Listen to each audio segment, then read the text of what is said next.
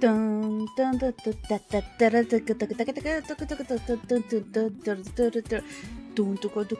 Guys, Trump is crashing out on Twitter hardcore. Like, I think this is that screenshot you're seeing right there. I think that's the longest fucking tweet bro has ever written in his life. I'm drinking some of my tea. Is the ad break over yet? Can y'all even hear me? Oh, it is over. Let's go. Let's fucking go. Okay. I'm a bit too tall. I mean, I'm always tall, but hello, my name is Tamashi, and all I gotta say is Tama Days. Yes, that is my catchphrase. Do not ask. I am a grumpy Latina VTuber who lives in Japan. And, well, I used to stream 5 times a week, but now I think I'm gonna start streaming 4 times a week. On 2 of those days, I'll do political commentary called TamaTalks, which is today. But on the rest of those days, I do variety streaming. But today, we have a topic. I want to talk about, well, honestly, I'm going to call it a crash out. I feel like Trump has been crashing out so hard. I'm going to get under my desk a bit more. And it's kind of crazy. For me, like, I enjoyed, you know what I did, chat? I paid for a specific article just so I can read why he was crashing out so hard. And I think that's I know, that's the main point of today's stream is I want to read an article that was recently written by the Wall Street Journal. Journal? What the fuck? Who pronounces it like that? Journal? Basically shitting on Trump and outing him, calling him out. And I think ever since then, he's just been crashing out even worse than usual. He usually just says, like, crazy shit. I mean, the craziest shit he said, like, in the past week or two, right, was when he threatened to drop a fucking nuclear bomb on Iran. And then the next day, it turned into him supposedly finally agreeing with something with Iran. Then everyone got pissed at him, and like not even hours after the supposed ceasefire again, Israel bombs Lebanon, and now, well, the Strait of Hormuz is closed yet again, and I guess there's still negotiations. Fucking hell. So, obviously, America is a mess right now, but so is Trump. This time, though, he's a mess in a way where we can finally see him cowering in fear. So, yeah, that is the basis of today's stream. But first of all, let me say hello to whoever has checked in and chatted. Oh my god, and has given me bits. Thank you, Nola, for the 100 bits. Gracias gozaimasu. Also, thank you, Nola, for being first. Thank you, Ali, for being second. Hello, Spectre. And thank you, Cynthia, for being third. Rad Panda, thank you for checking in as well. Keyboard warrior Donald J. Trump says Spectre. That's true. That was a long ass tweet. And I have a question. I wanted to see it for myself, but I couldn't find it on his Twitter account. I'm assuming, I think there's a feature on Twitter where you have to subscribe to whatever tweeter you like, right? To see their exclusive tweets. So I'm assuming that's where, like, these crazy tweets are coming from. Like, you have to pay him to see him losing his mind. Yep. Let's see. Hello, NHK. I'm cold, by the way. It's so fucking cold here. I think that's why I've been, like, my body can't seem to handle Japan's, like, bipolar weather. It's hella hot, hella cold, hella hot, and today it's hella cold. I'm drinking tea. Hello, gonna be listening in on my way to work. Hope you have a good stream. Thank you, Rad Panda, so much. I'm happy to see you here. And yes, fuck ice, NHK, fuck ice. Let's see. Oreo and Leonardo say hi. Oreo and Leonardo. That's an interesting combo. Hello, kitties. Also on my ass about their fancy feast.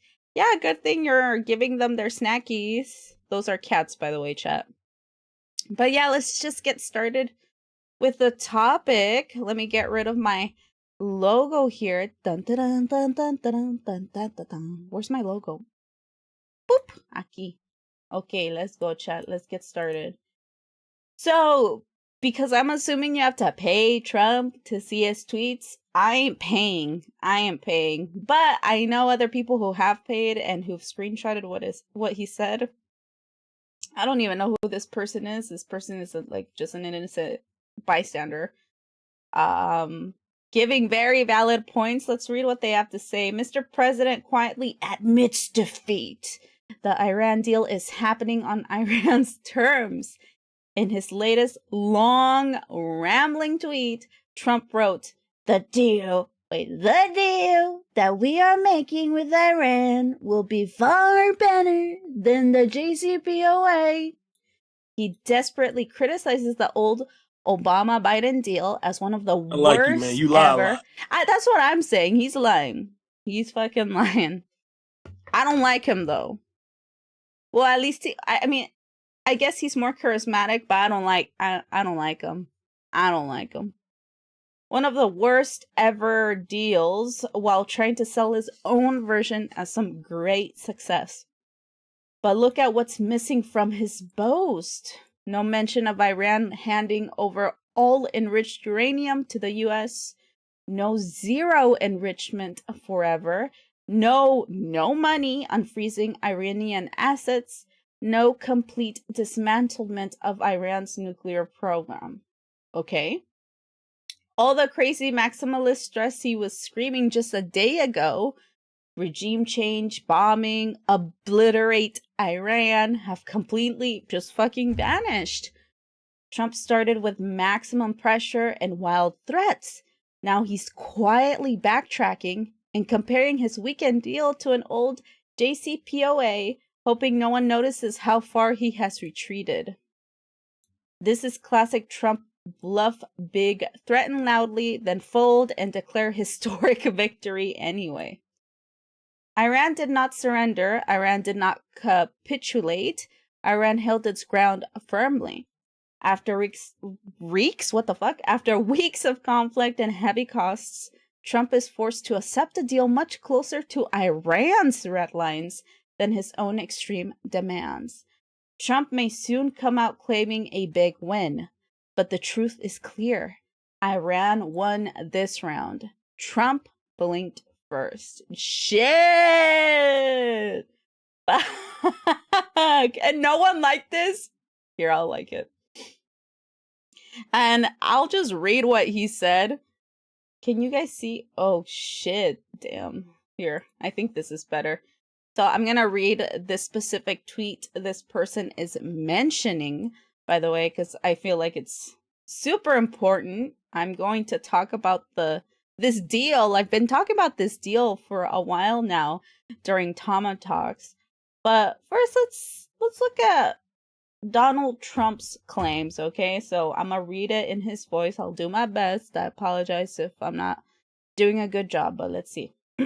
The deal that we are making with Iran will be far better than the JCPOA, commonly referred to the nuclear...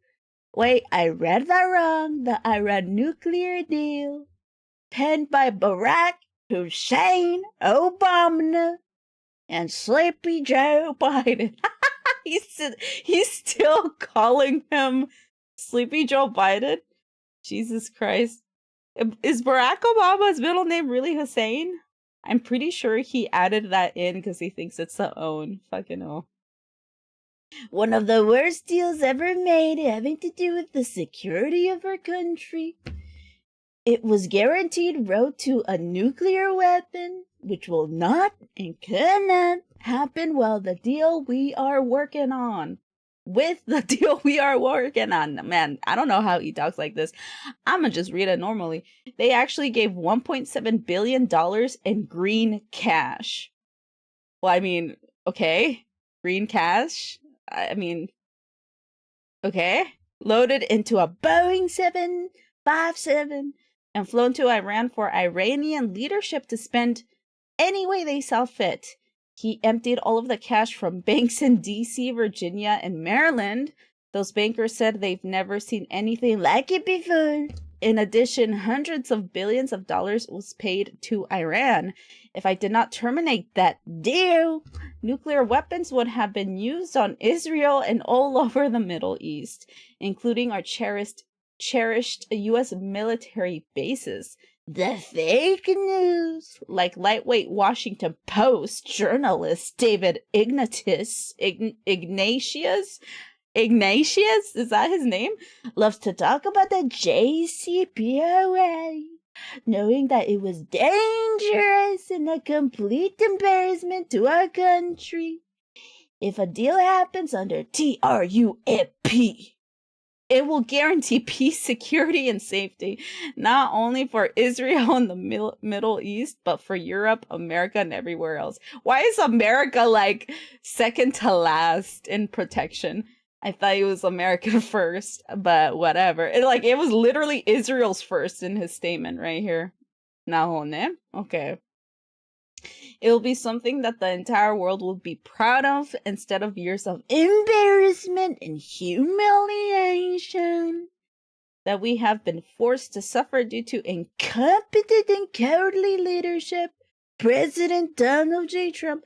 Okay, so obviously, I don't know about y'all, but like, when was that? 2 weeks ago, we talked about how much the economy will crash just by closing the Strait of Hormuz for even a day. Like, a lot of money was lost that one time around 5 to 6 years ago, where one of the boats got stuck in between the Strait of Hormuz pass, halting a bunch of like imports and exports like going in and out of the Middle East. That cost a lot of people money. Now, the US and Israel causing this war with Iran has halted many trading exports and imports. A lot of countries, especially the US, is losing a lot of money. So no matter how much he's like claiming, because usually he's just lying. A lot of the times he just blatantly lies. But let's just like take it at face value. Even if he were to say that the US and Israel has caused so much damage within these past weeks, okay? I guess past few weeks. Just by closing the Strait of Hormuz. He's coping so hard, okay? And he said a lot of bullshit, and it's just him coping, okay? It really is. Cynthia says, it takes a lot of muscle paralysis to talk like him. Yeah, my head kind of hurts. Buddy is talking about Iran accepting money when he literally accepted a plane from Saudi Arabia. No, that's the thing. Bro is like projecting, okay? And I think what's more important here though is that he keeps mentioning, or at least this time he mentioned the the JCPOA and the Iran nuclear deal done by Barack Hussein Obama and Sleepy Joe. And I just want to quickly go over that. We've talked about this deal a lot. Basically, it's a deal that was made under the Obama administration, where we made a deal with Iran saying We will literally stalk them so hard and limit their use of uranium or making uranium. They will be allowed to make nuclear energy as long as we have control of that and absolute like eyes on it. But let's look at a video that explains it very quickly and easier within 3 minutes. Let me turn off my música. The music was never on, but it's on for me apparently. Oh my god. Okay, my bad, y'all. Let's see. Boop. So this is a video from Vox from 10 years ago, chat. 10 years ago. Fucking hell. So no one can say anything. This is from 10 years ago. So we're watching a 10 years ago video explaining the Iran nuclear deal, okay? So let's look at it. Actually, I prefer this. Habba. So negotiators from Iran and the 6 big world powers have just emerged from months of negotiations in Austria and Switzerland to announce that, believe it or not, they have an Iran nuclear deal. Every pathway to a nuclear weapon is cut off. But what does that actually mean? How does all that actually work? Well, this gets technical really fast, but it helps if you go through and look at some of the most important issues. One of the big ones is uranium. That's uranium. The stuff, dig it out of the ground, use it for nuclear fuel, for a power plant, or even for a bomb. The deal requires Iran to... I like how he casually is like, oh, for a power plant or a bomb. It can also be used for like energy, chat, to produce energy, electricity, all that good stuff, which is what Iran needs it for the most, and which is why they agreed for the US to be on their fucking ass, by the way, making sure they're not going over the limit of enriched uranium and possibly making a quote-unquote nuclear bomb, okay? Because everyone keeps chirping and crying about Iran having a nuclear bomb when in reality, you know who has nuclear bombs? The US, the Israel, the Itsnotreal, but no one's chirping about them, and they both have caused many genocides and killed millions of people at this point, like combined. So it's just, remember the hypocrisy, chat. Have that in your brain, okay? Everything we're gonna watch, even if it's like against the war, will always have a hint of anti-Iran propaganda. And it's always this dumb ass claim that they have a nuclear bomb. Okay? 10 years ago, I was still 10 years younger. True. So let's continue to play the video. Boop. To give up 97% of its enriched uranium. Almost 97! All of it, down to just a 300 kilogram stockpile, not very much. Uranium comes in different levels of enrichment. Now, this restriction is really severe. Iran is only allowed to have its uranium up to 3.67% enrichment. And to give you a sense of what that means, medical research grade uranium is enriched to 20%, and weapons grade uranium is enriched to 90%. So This is even, and I gotta zoom in for this one, not on my face, on the chart here. You can see the intensity of how much uranium they can, like the limit, the intensity of the limit of how much uranium they can actually make. The deal says that Iran can only have 3.67. No!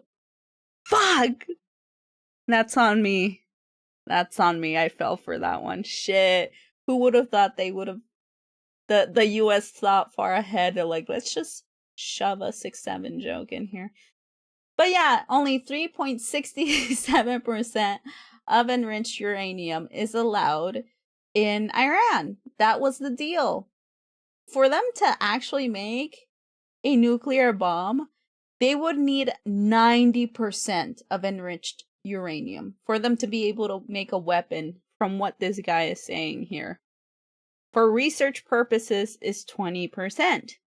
So again, when fucking Israel and the US or anyone else that is anti-Iran starts chirping and crying about this supposed nuclear bomb, just know that this deal that was made like over 10 years ago under the Obama administration literally made it very difficult for Iran to even have the possibility of making that, because again, the deal is that the US will be on their fucking ass. Okay, on their ass.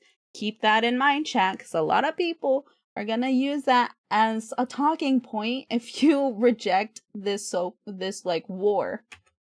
Okay? If you're anti-American and anti-Israel, they're gonna be like, oh, what about the bombs? What about the nuclear bombs?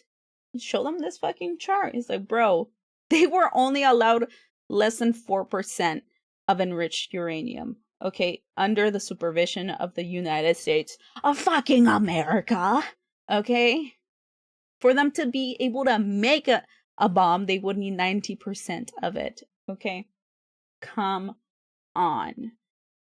3.67 is only 0.02 away. I know they thought this through. They really did think this through. It's diabolical. It's diabolical. They really had to just put the 6-7 in the fucking agreement. Diabolical.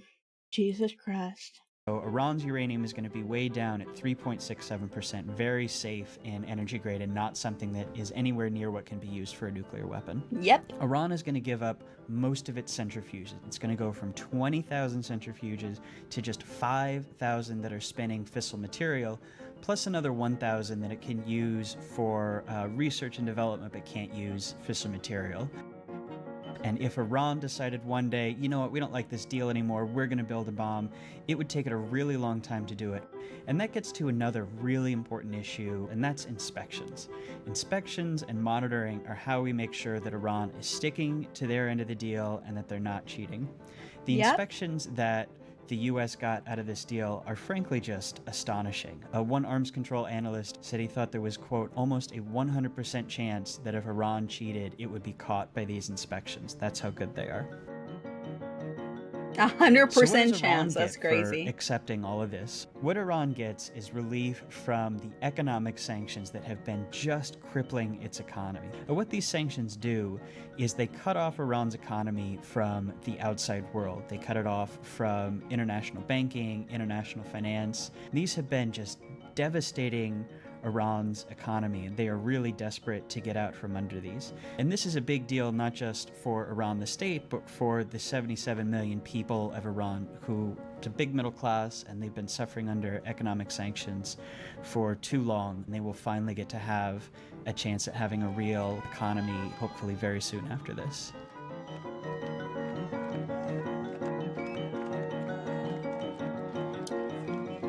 Oh God, what a goddamn shame. That's the thing. Literally, it was a foolproof deal that fucking allowed the US to have control over the nuclear power that Iran had, while also having Iran, be chill and follow the rules. So far, and we can clearly see that now, is that if Iran does anything to anyone, which basically means the US or Israel, is because they're literally retaliating from an attack, okay? That's all it is. Iran has been obviously wanting more nuclear power, or wanting to make more nuclear energy, because again, less than 4% of it is not enough. They wanted more. And when that was announced to the US, that's when Trump got out of the deal all of a sudden, refused to negotiate with Iran, and then started a war alongside Israel against Iran. That's all that happened. And it sucks too because they lied. They lied. Basically, they claimed that Iran had nuclear weapons when all that happened was that Iran made a little bit more of enriched uranium than what was agreed to. And they used that as an excuse to be like, oh, right there, they made their what would take many years to make an atomic bomb, they made it within a day. Oh my god. Let's have a war against Iran. And that's the gist of it, okay? That's the gist of how we are where we are now. So the fact that Trump is, talking about this very good, foolproof deal that would protect America from a nuclear bomb against, not against, from Iran, okay? He's claiming that he made something far better than the JCPOA and Barack Hussein Obama, Sleepy Joe. Come on. He's lying. He's lying. He's coping. If he's not lying, he's coping really hard, okay? So, the question is, think about it. I'm calling it out. Everyone here who just learned about this or who knew about this deal knows that he's lying. But, obviously the only power we have is being people who care about others and speaking the truth, right? But politically speaking, don't you think that those who are supposedly against what the US is doing in Iran right now, shouldn't they be calling this shit out? Think about it. Is there any Democratic politician out there saying, hey, our Obama, and they always LARP Obama too. That's what's insane to me. Everyone loves Obama despite the many war crimes he did. But the one time he does something right, no one's defending that one thing that Obama did right, which is ensure that Iran can have nuclear power without being a threat to the US and under strict supervision of the US. Why is no one defending him for that? Why is no one calling out Trump's blatant lie about it? Hello? Well, let me tell you why. It's because for the last 40 years, around 40 years in the United States of America, not everyone, but most politicians repeated pro-Israeli propaganda in order to eventually start this specific war. Alongside the Republicans, by the way. It's not... So, the Democrats and the Republicans in the US literally worked together. The one thing they could agree on is the pro-Israel propaganda. And so I want to show you guys that precisely. Saddam Hussein and his sons. God damn it,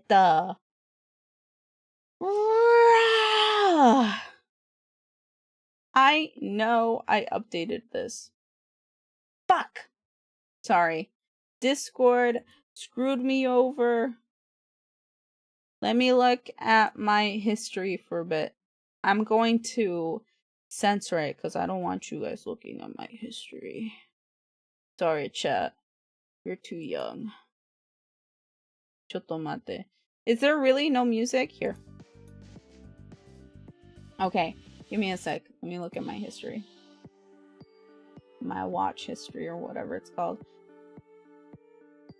Basically, what I wanted to show you guys is an example of AIPAC, which is basically a pro-Israel donor to politicians for them to say pro-Israeli propaganda. And they pay not only Republicans, but also Democrats, okay?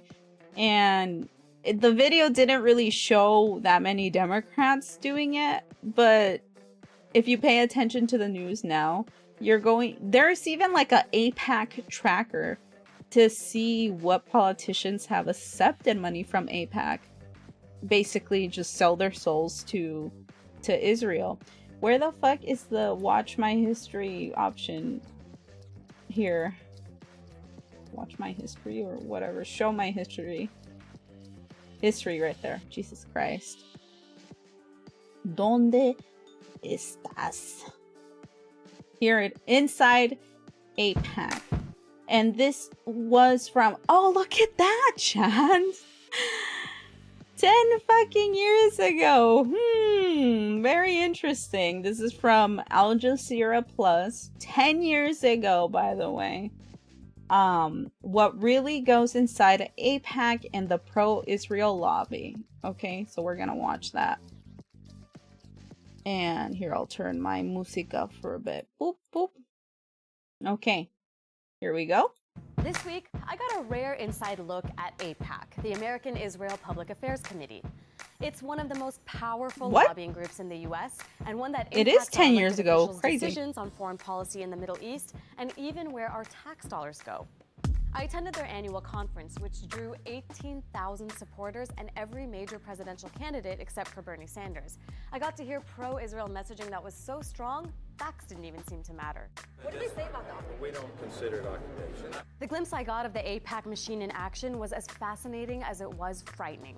Here's why. First, the pandering of our presidential candidates was so intense, you'd think they were running for office in Israel.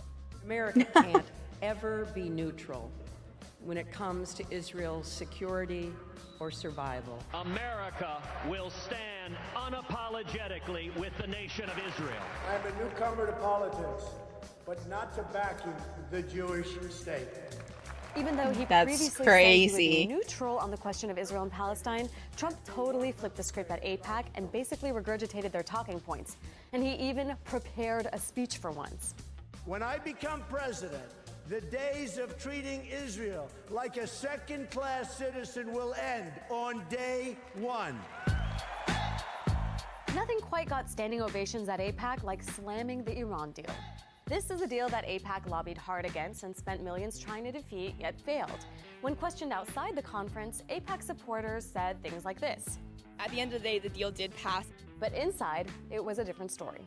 On the first day in office, I will rip this catastrophic Iranian nuclear deal to shreds. Look at that. That was 10 years ago, chat. We saw Hillary Clinton agreeing with that messaging as well because she was paid by AIPAC. But again, this video was from fucking 10 years ago. And they were already claiming that Iran was the threat.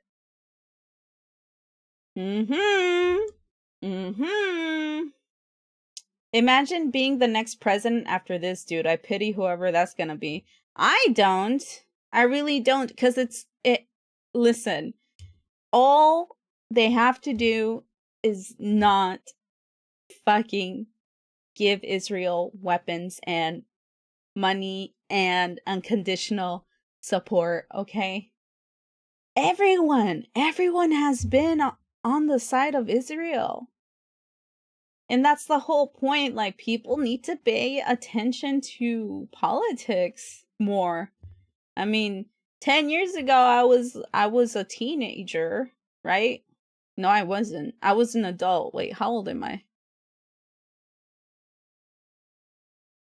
Wait, no, was I a teenager? I can't do math because I'm stupid when it comes to math. But, you know, all I saw was Trump versus Hillary. Okay, that's all I knew. Trump was racist. Hillary, I didn't like her for some reason. I probably have heard her say some fucked up shit as a kid. and that's why I didn't like her. But I was like, oh, the lesser of two evils, I'm gonna fucking vote for Hillary. Not for Bernie Sanders, because he's a socialist. He's a dirty socialist, and my dad told me that socialists are evil. And that was the basis of me voting and stuff. But you actually tracking like who's getting money from Israel, who is voting for Israel to get more support and nuclear weapons and stuff, voting for war, shit like that, you have to pay attention to that. And I feel like as time goes on, more and more people are paying attention to politics in a way that is not like just surface level. Which is why Trump, not only Trump, but like both the Republicans and the Democratic Party is really losing support on both sides. People can see how superficial things are. They're just tired of getting nothing, okay, for many years from both sides, getting nada, getting nothing, okay? And these fuckers are just doing like performative shit, talking about protecting Israel and not having a nuclear weapon and that we're the saviors of the world. People are paying attention now. They're not listening to the propaganda anymore. If people are, well, we know that they aren't people who really practice critical thinking or have basic empathy for humanity.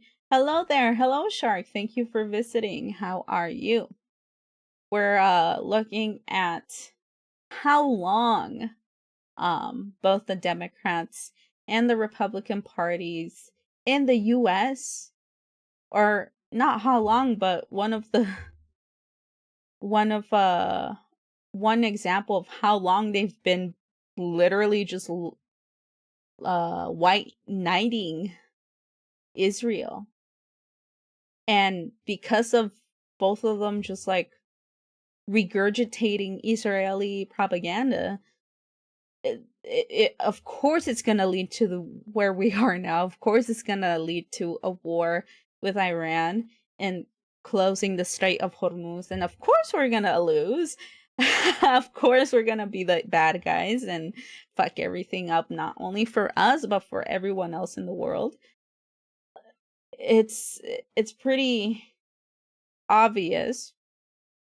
But we're watching this video from Al Jazeera from 10 years ago, highlighting that. A popular way to rally the crowd was by dehumanizing Palestinians and blaming them for the absence of peace. Palestinian children are raised in a culture that glorifies martyrdom and the willingness to die in the pursuit of killing or maiming Israelis. What I didn't hear was...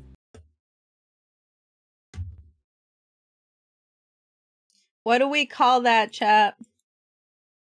Chat, what do we call that?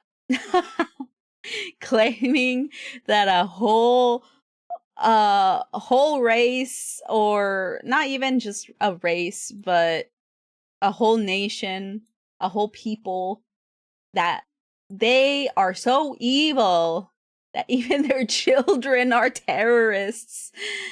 What would you call that? That is simple textbook racism, chat. Racism, okay? And I mean, towards the end of the stream, I'll show you the hypocrisy of that type of talking, because after you show it for what it is, after you say the truth that, these sorts of talking points is just based off of racism and trying to justify committing a genocide against a whole population, a lot of people will be like, well, Iran has done some pretty terrible things to their citizens. And well, the obvious talking point against that is like, oh yeah, really? Well, America has done worse, not only to their own people, but to the fucking world, okay? But I'll get onto that talking point towards the end of the stream. Haba.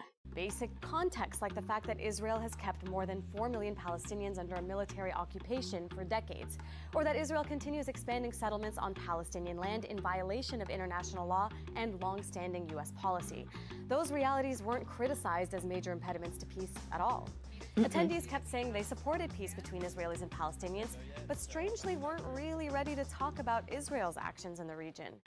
Lastly, AIPAC's three-day conference ended with a massive lobbying effort. Literally hundreds of Americans were bused to Capitol Hill to urge their elected officials to keep supporting Israel. Our purpose is to talk about Israel. Nothing specific to your communities there. Nothing specific to our communities. Even high schoolers were assigned AIPAC talking points. AIPAC has like its 3 goals. So personally, I'm talking on the first topic, which is about like Iranian aggressions. AIPAC's Iranian U.S. politicians is simple. See, like, they even got kids. They even got high school kids, Chad. They got kids saying that Iran has nuclear fucking bombs, which has been a lie. It's been a lie. It's a lie. It's a goddamn lie. Why? It's a lie. And I'm just sad that I was so willfully ignorant to all of this. Jesus Christ. Like, back then, I would have just taken that at face value. But the fact that they got like a fucking 15-year-old being like, oh yeah, fucking Iran has like, they're aggressors and they will drop a nuclear bomb at us eventually. How much did that kid get paid by AIPAC? You think she got paid, chat? Shit. Fucking hell. For how long they be sharking off Israel? Yeah. They've been jerking them off for quite a while now. I heard it's been like for over 40 years. Support Israel? Basically since it was invented, I'm assuming. We'll support you. Unlike other strong lobbies, they're effective. The U.S. gives Israel more than $3 billion of military aid each year, which Israel uses to advance its interests, even when they contradict our own. But seeing the lobby in action firsthand left me asking, is this how American democracy should work? No. But no one fucking cares, right, chat? Apparently. I mean, there's a reason why we're in this mess in the first place. So, what's even more shocking of that is that there's just a lot of evidence. People who actually actively participate in war flaunting how they've fought against Iran or anyone in the Middle East for many years. And yeah, that they've trained for this and shit like that. I want to look at this guy. What's his name? Brett McGurk. Okay. He loves Israel so much.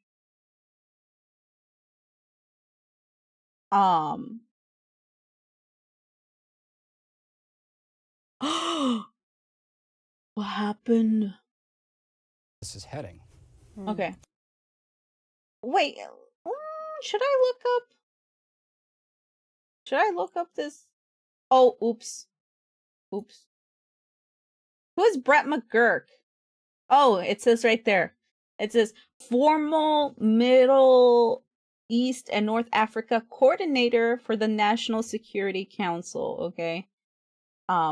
Trump weighs Iran action amid U.S. military buildup in Mid-East. Jesus Christ. My head turned that M into a W and then put it in front of the fucking E. Why? But yeah, this guy is a coordinator in the Middle East for the U.S. military. And basically, he has been shilling for Israel for many years, okay? And he's just... Let's just hear what he has to say. You mentioned you don't think diplomacy is going to succeed here, and why do you think that? Well, I've done these talks with the Iranians, Jessica, on the nuclear file. It's a very complex subject matter. And Iran always demands, in exchange for any steps on the nuclear side, massive sanctions relief. You know, one reason in the Biden administration we did not kind of get to a nuclear deal is because Iran demanded such extensive sanctions relief and never came off that. And we just... So look, again, right here, Iran wanted more nuclear power. Again, they only got less than 4%, okay? Under strict supervision of the US. The US kept saying no. And, I mean, it's not like Iran started bombing the US or anyone else over it. They just kept trying to negotiate. But these fuckers keep trying to make excuses, lies, whatever, to force Iran or other Middle East countries that they see as a threat to attack them so they can go into a full-fledged war. But again, this guy has been working with not only Trump but with Biden for many other administrations as well. I'm showing you guys this so you can see how basically the political sphere and the US all lies in the same interests most of the fucking time, which is why the Democrats aren't able to do anything right for the people. They couldn't even give us college loan forgiveness, chat, which should have been the easiest thing ever. And you know why I say it should have been the easiest thing ever to give to the average fucking American? It's because look how much money they're giving to fucking Israel. So much money to Israel. But what about the American citizens? We don't even have fucking health care. And now we have this guy, okay, claiming that Iran is the bad guy because they wanted to negotiate into having just a tiny bit more enriched uranium to, you know, have more power for their people in terms of electricity and stuff. Because uranium is not only used for bombs, by the way, it's also used, again, for energy. Just didn't agree to do that. For example, we were not going to lift sanctions on the Revolutionary Guards Corps, which is responsible for their terrorism and attacks against Americans. So I have a hard time seeing here the Trump administration granting significant sanctions relief, which I think Iran will demand.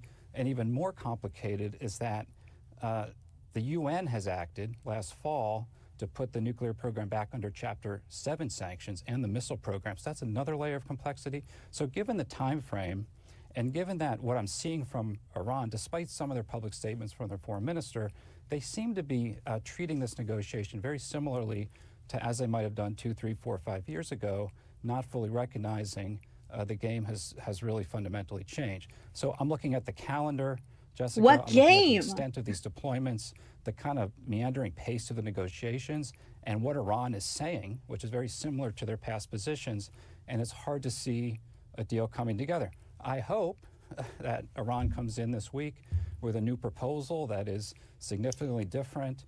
But, like, what do they want, chat? Like, let's think about it. They want Iran to not have the same agreement as the one done under Obama, right? The JCPOA agreement.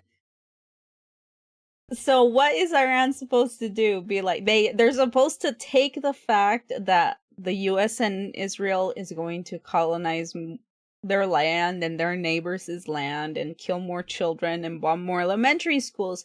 But not only that, I'm assuming they want Iran to be like, okay, can you only give us 1% of enriched uranium then? Oh wait, no, maybe 0.5%. How about nothing? How about nothing? How about you just control the whole fucking region? That's literally what the US wants. That's literally what the US wants. And it's stupid. It's stupid. It's dumb. Illogical. Inhumane. It doesn't make sense. It really doesn't. Did you see the college woman that got arrested for making fun of Israel in the WhatsApp group? I did. It was like in Florida, of course. Of course it was in Florida. That was insane. She could be in jail for up to 15 years or something. Oh, really? 15 fucking years. That's crazy. But you know, the average white American can go shoot up a school or say, well, no, let's tone it down. Let's tone it down.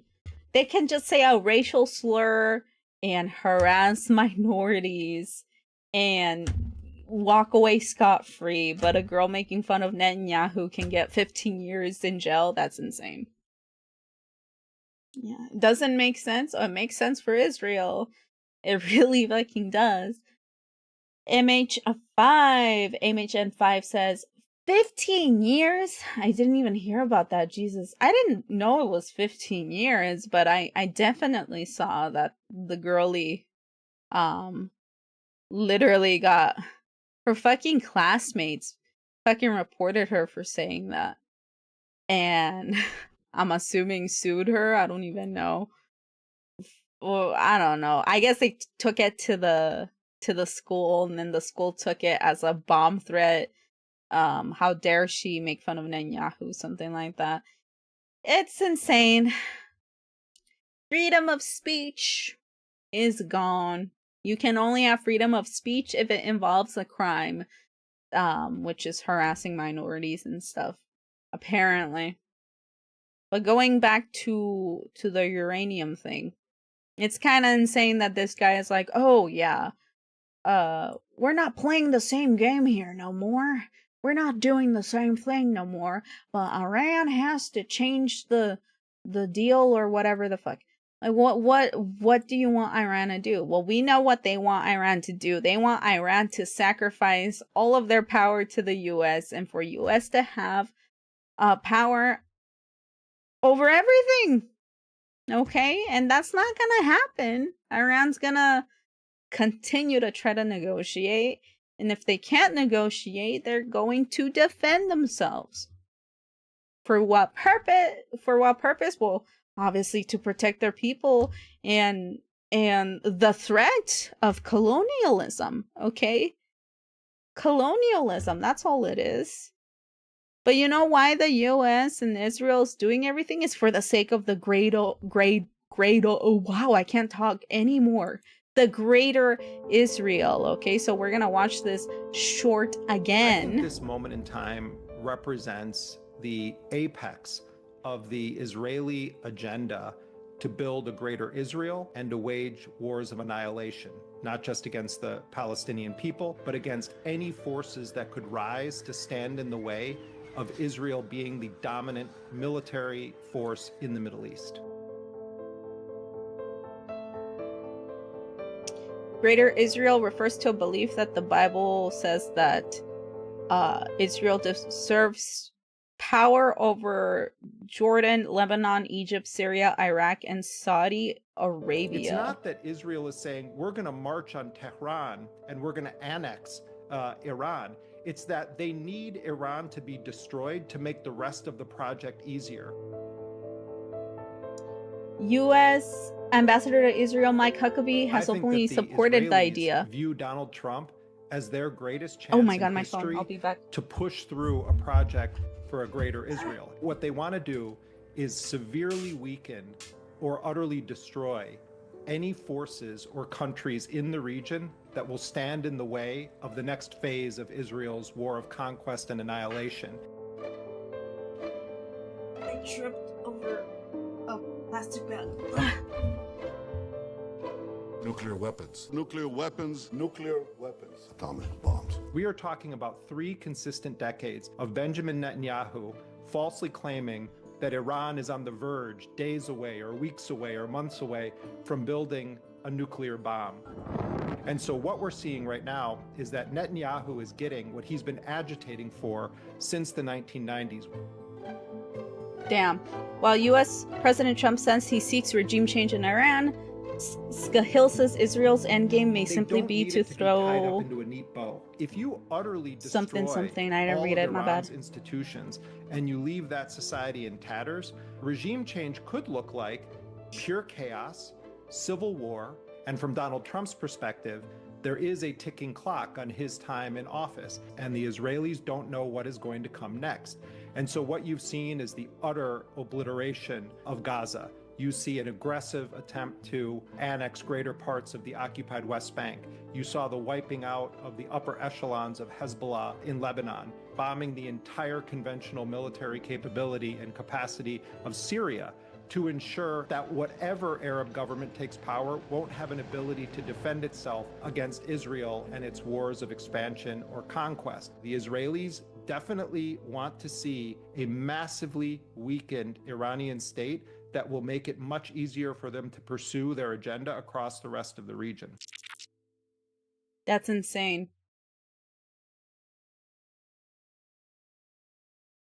They can go to a protest with a gun and say it's okay. True. If it's for Trump, true. If I'm not mistaken, the judge is Jew. Really? Well, she's more than a Jew. She's a Zionist, if that's the case. Not all Jew people are crazy. On that shit for 20 years or some shit. No, yeah, they've been going at it. I heard that they've been not only Netanyahu, but again, every pro-Israeli politician, which is most of the politicians in the US, has been going at it for over 40 years, trying to start this war and anti-Iran, anti-Palestine, anti-Syria, anti-Lebanon, anti any Middle East that wants to defend themselves from Israel. Like that propaganda has been going on for many, many years now. And again, it's the reason why we are where we are right now in terms of war. Now, the thing is, like we heard previously, that Iran has been trying to have more enriched uranium, right? And that they even tried to make a little bit more than what was agreed to. Not enough to make a nuclear bomb / weapon, by the way. So I want to highlight one key point here that everyone needs to put into their minds, especially Americans, if you're American, by the way, because this is American culture that I didn't even realize my fucking self, okay?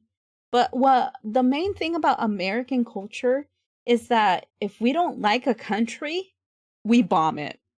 That's all it is. If we don't like a country, we make lies about it, then we bomb it. Okay? So again, America used the excuse of Iran making like a little over what was agreed to, not enough for a nuclear weapon. And Iran did that despite many times trying to negotiate with the US. And the US ended up killing over 200 little girls by bombing an elementary school with Israel. One key point here is that developing uranium is not a call for war, but a call to negotiations. Okay? Negotiations! Before bombing a country, negotiate. But actually negotiate. Don't just fucking say bullshit, do bullshit until you find an opening to be able to spread false propaganda to attack a country. Negotiate.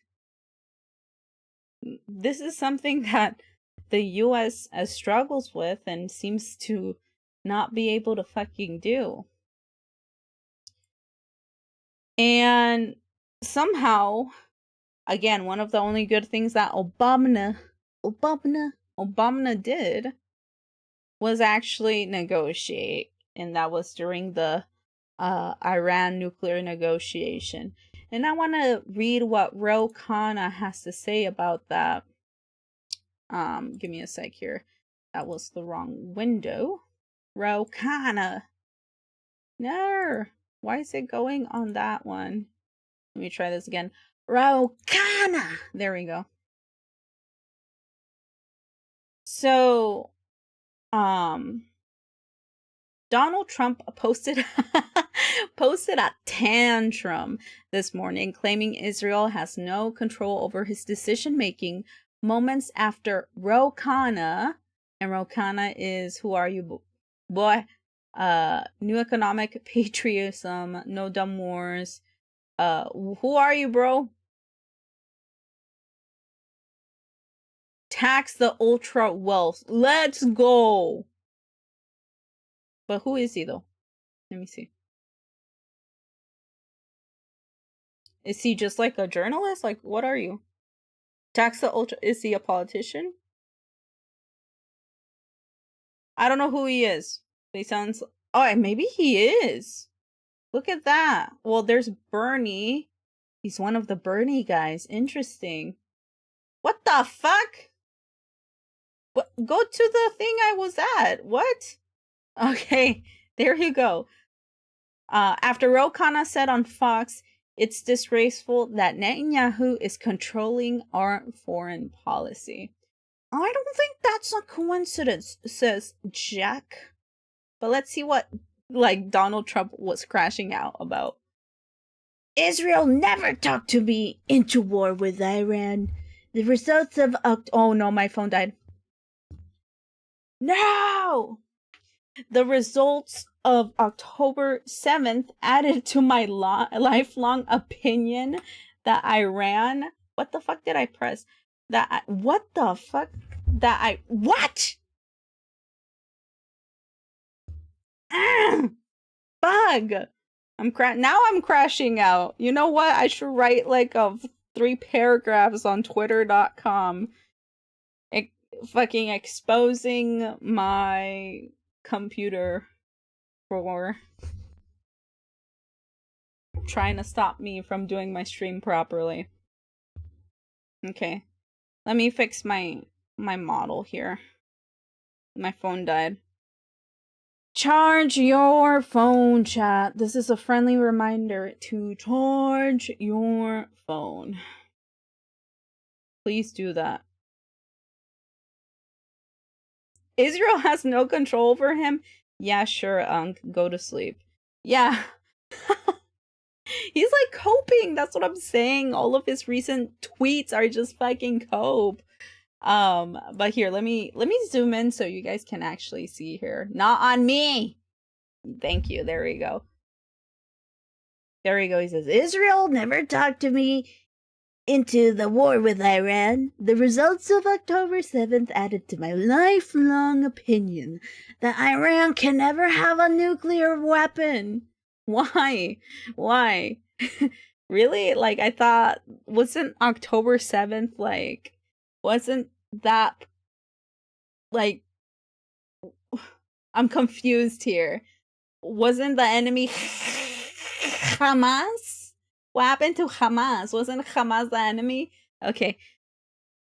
I watched and read the fake news pundits and polls in total disbelief. 90% of what they say are lies and made up stories, and the polls are rigged, much as the 2020 presidential election was rigged. Just like the results in Venezuela, which the media doesn't like talking about, the results in Iran will be amazing. And if Iran's new leaders are smart, Iran can have a great, prosperous future. Okay, yeah, so you can see that the cope is strong here, right? So what this tweeter is claiming is that after Ro Khanna posted this and was also on Fox News, that Trump was like, nuh-uh, Israel doesn't have control over me, nuh-uh, they didn't talk me into a war, no. So right here, Ro Khanna says, Barack Obama did his homework. He engaged in statesmanship that left America safer and built a coalition to prevent Iran from having enriched uranium. All Trump did is listen to Netanyahu That's his entire foreign policy, which is true. Apparently, from what we are all understanding here, is that America's foreign policy has been just Netanyahu. That's it. That's all it is. What's your foreign policy? Can you state any like actual rules? No, it's Netanyahu. That's it. Trump is a sub, pretend he is not. Old man Yahweh, what are you talking about? That, let's be serious here, Shark. But yeah, let me see. Here, that was like that really triggered Trump, okay? So if we continue, we will see that Trump continues to like psycho post. It seems like it's all out of cope and fear, by the way, and fear. After a specific article posted by the Wall Street Journal. Let's look at this. Boop. Let me turn on the music here because sometimes it feels scary without música. So, the Spectator Index ascends. Trump attacks Wall Street Journal and defends his record on Iran. Do you see how these are getting longer by like each tweet he's crashing out in? It just gets longer, chat. Look at this. You see this? I can't even read it. It's too long. Here, I'm gonna zoom in for you guys again. It's hard to see. That's how long it is. Not me! Thank you. Okay. Let me see if I can do this. The Wall Street Journal has lost its way!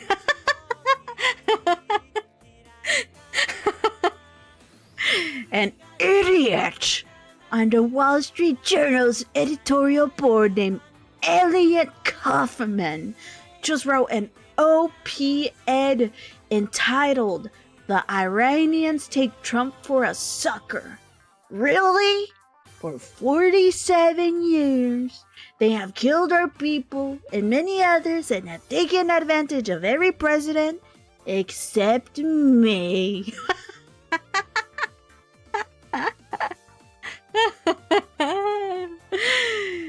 Fuck. And what did I give to them? A country in taters. Taters? Tatters? Tatters? Taters? Are? Their entire navy is at the bottom of the sea. The Air Force is gone. Their anti-aircraft and radar is wiped out. Their nuclear labs and storage areas are obliterated late one dark June evening by our great B-2 bombers. Their leaders are dead, including General Soleimani, their evil genius who destroyed the lives of so many with his favorite roadside bombs. The Strait of Hormuz is blockaded and totally controlled by the U.S. and with no ships allowed to the Iranian ports. And it is said that they are losing $500 million a day because of this. Their country is in an economic catastrophe that is hanging by a thread. Barack Hussein Obama gave them $1.7 billion in green cash. Why does he keep clarifying that the cash is green? Okay, does he like the color green? This is like the third time he said green cash.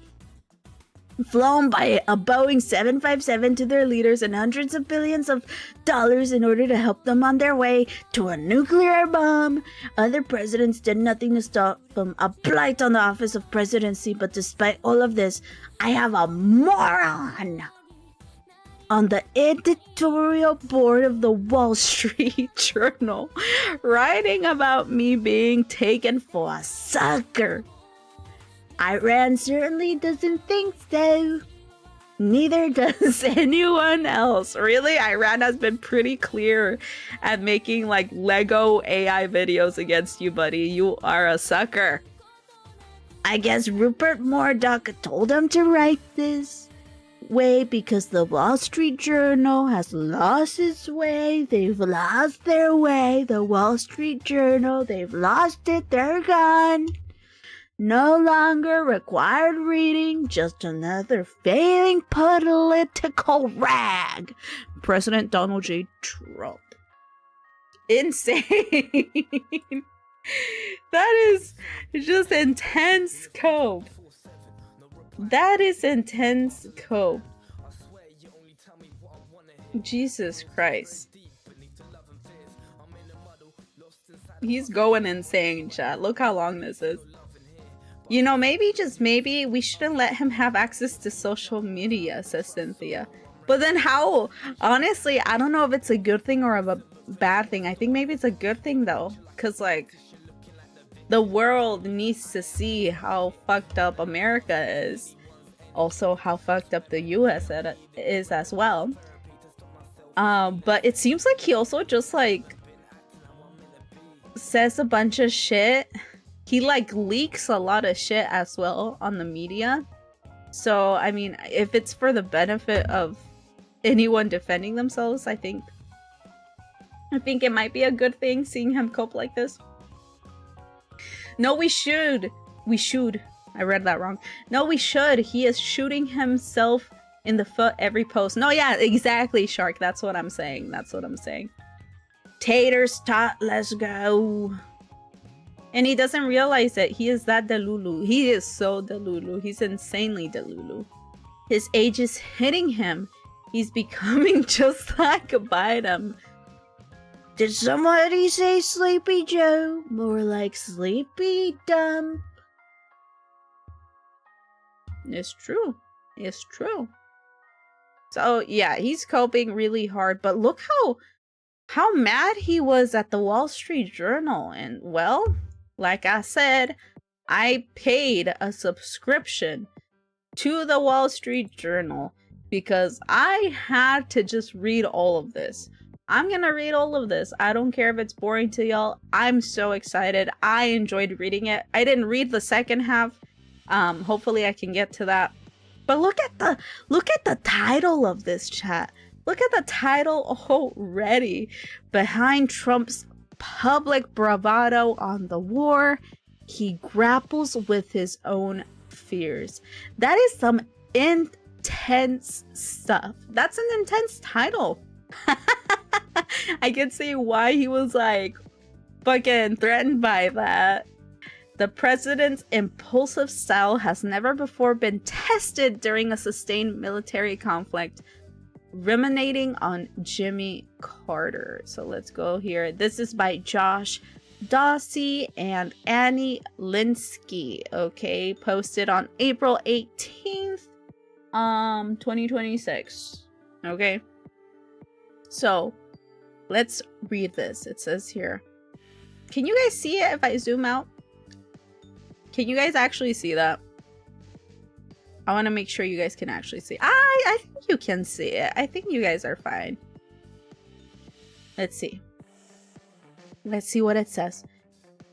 It seemed like Donald Trump's appetite for risk had run out, and his fears were ramping up. Damn, already the first sentence, chat. The first sentence is already intense. We're getting into like a fucking story here. The plot points are insane. It's gonna be crazy. I'm so excited. Okay, I'm so excited. I'm like actually excited to read this. Okay. Let me read chat before I get more in here. 100% says MHN5. A good thing we got this unfiltered stream of Alzheimer's Venn points for the history books. Yeah, imagine me in someone's like history class. Someone just like clips this specific part of the stream and be like, "This is the only evidence we have." Before Donald deleted all of his tweets. I don't know. Jesus Christ. Sleepy Joe is coming back, but now he is orange. What a bar. No, yeah, it was like, okay, let's have a title as a bar, but now let's have like the intro sentence as a fucking intense bar as well. Whew. Okay. Let me go up here. It was Good Friday afternoon. In a nearly empty West Wing, soon after, the president learned that an American jet had been shot down in Iran, with 2 airmen missing. Trump screamed at aides for hours. The Europeans aren't helping. He said repeatedly. Oh, really? That's what he said? The Europeans aren't helping. The Europeans aren't helping. Gas prices averaged $4.09. Images of the 1979 Iranian hostages crisis, one of the biggest international policy failures of a presidency in recent times, had been looming large in his mind. People who have spoken to him said. If you look at what happened with Jimmy Carter, with the helicopters and the hostages, it cost them the election, Trump had said in March. What a mess. What a goddamn mess. Trump demanded that the military go get them immediately. But the US hadn't been on the ground in Iran since the government overthrow that led to the hostage crisis. And they needed to figure out how to get into treacherous Iranian terrain and avoid Tehran's own military. Aides kept the president out of the room as they got minute-by-minute updates because they believed his impatience wouldn't be helpful. Instead updating him at meaningful moments, a senior administration official said.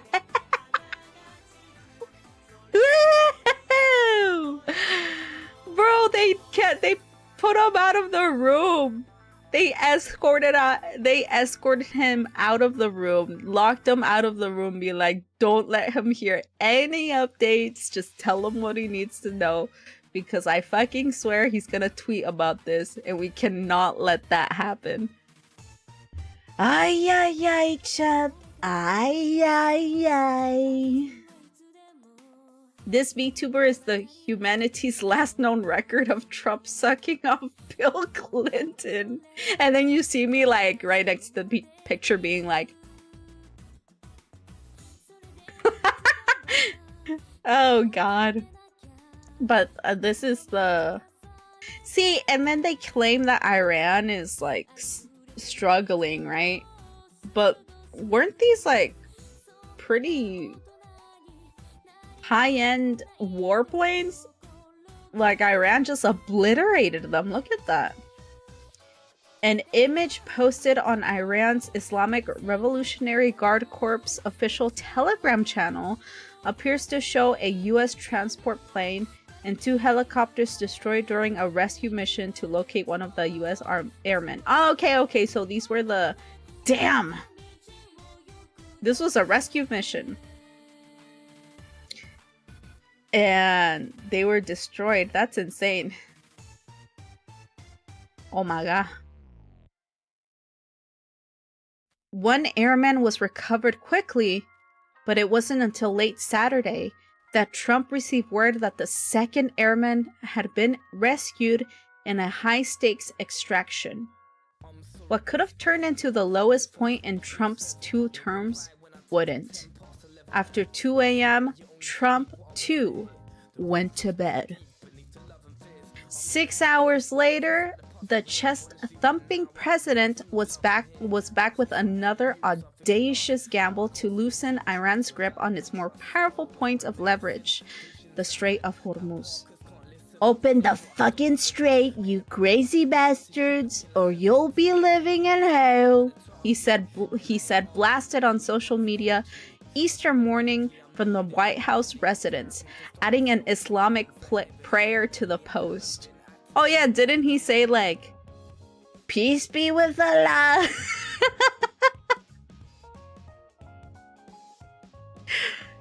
Oh my God. A president who thrives on drama is bringing an even more intense version of his unorthodox maximalist approach to a new situation, fighting a war. he is veering between belligerent and conciliatory approaches and grappling behind the scenes with just how badly things could go wrong. At the same time, the president sometimes loses focus, spending time on details of his plans for the White House ballroom or on midterm fundraisers, and telling advisors he wants to shift to other projects. Jesus Christ. Trump is dealing with his own fear about ordering troops into harm's way where some will be injured and some not return home. Similar to other presidents who have been at war, people familiar with the matter said. Trump has resisted sending American soldiers to take Kurg Island, for example, the launch point for 90% of Iran's oil exports. While he was told the mission would succeed and the territory's capture would give the US access to the strait, he worried that there would be unacceptably high American casualties, the people said. They'll be sitting ducks, the president said. Still, he has made risky pronouncements without input from his national security team, including his post about plans to destroy the Iranian civilization, saying seeming unstable could help spur the Iranians to negotiate. So apparently he's supposedly trying to sound crazy on purpose. At one point, he even mused he should award himself the nation's highest military honor, the Medal of Honor. And as he says more crazy shit and ends up killing more people, the people of Iran are, obviously becoming more attached to their positions to have America, like, just be out of the country. They want to defend themselves, and they have that right. An Iranian woman holds a gun next to a picture of a supreme leader, Ayatollah Mojtaba Khamenei. My bad, y'all. Trump campaigned on ending foreign wars, but wagered that he could solve, with American air and naval power, a national security problem that had bedeviled 7 previous presidents. Now a ceasefire is in doubt, a critical trade route has been closed for weeks, and Iran's regime has been replaced with radical new leaders, all threatening to lengthen an operation that Trump has repeatedly said would only last 6 weeks, a deadline already missed since the war began in February 28th. Jesus Christ, it's been that long, chat? That's insane. White House officials said they believe a breakthrough in negotiations with Iran could be reached in the coming days, and they are eyeing more talks in Pakistan. The president's impulsive style has never before been tested during a sustained military conflict. Unlike the successful operation in Venezuela, which buoyed his confidence, Trump is confronting a more intractable foe in Iran, which is so far unwilling to bend to his demands. We are witnessing astonishing military successes that do not add up to victory, and that is squarely on the president and how he's chosen to do his job. Lack of attention to detail and lack of planning, said Corey Sheikh, a senior fellow at the right-leaning think tank American Enterprise Institute, who served on former President George Washington Bush's National Security Council. This is the picture of one of his tweets. Tuesday will be a power plant day, a bridge day, all wrapped up in one in Iran. There will be nothing like it. Open the fucking strait, you crazy bastards, or you'll be living in hell. Just watch. Praise be to Allah. Jesus Christ, dude. President Donald Trump. Oh my god. I think he just said that to be contradicting. I don't know. God, I pray we destroy that ballroom immediately. True. Yeah, Trump did say Allah for some reason. It's right there. He's like, praise be to Allah. I think it was trying to be like sarcastic or something. I don't know. I'm assuming. He also did this on Easter, right? So it was like, just like even more bizarre. Like, what is he doing? Soon after Trump's holiday post, aides fielded calls from Republican senators and Christian leaders. They asked, why would he say, praise be to Allah on Easter morning? And then like the dumbass, racist, religious people were like, how dare you say praise be to Allah when in the Bible Allah is mentioned, by the way. Why would he use the F word? Trump swears profusely in private, but usually calibrates it in public and on social media. When one advisor later asked him about it, he said he came up with the Allah idea himself. I came up with it myself. Good idea, right? A good joke, right? Praise be to Allah. Praise be to Allah. He said he wanted to seem as unstable and insulting as possible, believing it could bring the Iranians to the table. Senior administration officials said it was a language, he said, that Iranians would understand, but he was also concerned about the fallout. How's it playing? He asked advisors. Iran's parliamentary speaker called that threat reckless. Iran's like, bro, you're being reckless right now. Foolish. On the Tuesday after Easter, he issued the most dramatic ultimatum of his presidency, saying that unless Iran struck a deal in 12 hours, a whole civilization would die. And this was basically him threatening a nuclear bomb. Again, the post was improvisational and not part of a national security plan, the administration official said. And yeah, he said literally on April 7th, maybe, how long was that? Like a week or two ago, I believe. A whole civilization will die tonight, never to be brought back again. I don't want that to happen, but it probably will. However, now that we have complete and total regime change, where different, smarter, and less radicalized minds prevail, maybe something revolutionary, wonderful can happen. Who knows? We will find out tonight.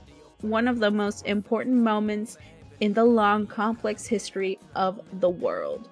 47 years of extortion, corruption, and death will finally end. God bless the great people of Iran. What the fuck? No, yeah. When I saw this tweet, everyone saw this tweet. We were all fucking scared. And then this prompted Iranians. Like, this didn't scare Iranians. This brought them courage, okay, for their country. They ended up going to all of major bridges, nuclear plants, water filtration facilities, and started forming human chains around them in order to prevent a bomb, an atomic bomb, nuclear bomb being dropped there. People around the US and the world were gripped with fear and confusion about what the president intended to do. Behind the scenes, top aides saw the move as a way to spur negotiations in a war the president was desperately ready to end. Secretary of State Marco Rubio told others privately it was a language that might actually bring the Iranians to negotiate. What do you mean though? Like, Iranians have been trying to negotiate this fucking entire time. This is what's pissing me off. Like, it's simple. They've been trying to negotiate the entire time. I don't know why they trying to make it seem like Iranians just don't want to negotiate. That's a fucking lie. America's the one that's not wanting to negotiate to fair terms. Okay, remember, keep that in your head, chat. What Trump really wanted, advisors said, was to scare the Iranians and to end the conflict. Less than 90 minutes before his deadline, Trump announced a precarious 2-week ceasefire, which didn't even last a day, by the way. President Trump campaigned proudly on his promise to deny the Iranian regime the ability to develop a nuclear weapon, which is what this noble operation accomplishes. No, it doesn't. No, it doesn't. She said the president had remained a steady leader our country needs. Trump is keeping close score on the war, measuring how many Iranians' targets have been destroyed as a key metric of success, officials said. Blood and sand. Trump's decision to venture into the war surprised many who knew him best. Blood and sand, he told advisors in his first term to describe the region, explaining why he wasn't interested in getting drawn into any Middle East conflict. After persuasive February briefing from Israeli Prime Minister Benjamin fuck him in the Situation Room and repeated conversations with a group of outside allies that included Senator Lindsey Graham, he said he trusted the military to pull it off. Look, he said to advisors, at how quickly they had won in Venezuela. Oh my god, he's flaunting Venezuela. He actually thinks that was a successful thing to do. Like, he thinks he's the boss for doing that. Where the US had, in a matter of hours, captured its president and ended with his more compliant deputy in his place. In Iran, the war started with the execution of Iran's supreme leader. No, it didn't. Ayatollah Ali Khamenei and other that's not true. Propaganda. That's not true. Let me zoom in on that. Wall Street Journal is shitting on Trump, okay, while simultaneously lying about why the war started. That is a lie, chat. I'm so surprised. I'm not, but I am. Fuck them. Look at this. In Iran, the war started with the execution of Iran's supreme leader. No, you know what they did first? They executed around 200 little girls by bombing an elementary school. Okay? That's how the war on Iran started. After, that's when they killed Ayatollah Ali Khamenei, okay? This is blatant propaganda. That's insane. They're lying. Like, they're saying half-truths. That's insane. Trump was shown clips every morning of stunning explosions across the Iranian terrain. Advisors said Trump remarked to them how impressive the military was, seeming in awe of the scale of bombs. But Trump had done little to sell the American public on the war. No, of course, everyone's against this. And soon grew frustrated that his administration wasn't getting the same kind of external praise. Leavitt attributed his frustration to what she deemed unfair news coverage of the administration. His team showed him poll results for the November midterm elections that showed him the war was dragging down Republican candidates. I mean, of course it is. What do you expect?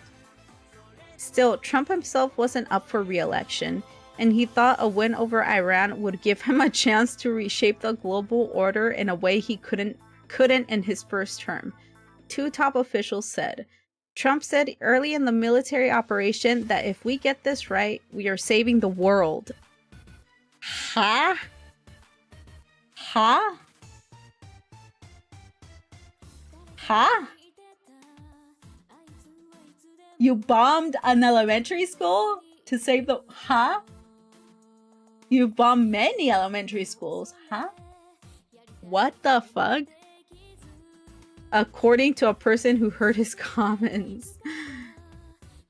With the Straits closure choking off some 20% of the global oil supply, Energy CEO soon grew nervous. In mid-March, Energy Secretary Chris Wright appeared at a board meeting of the American Petroleum Institute, the oil's industry primary lobbying group, and said the war would be over in weeks, according to people at the meeting.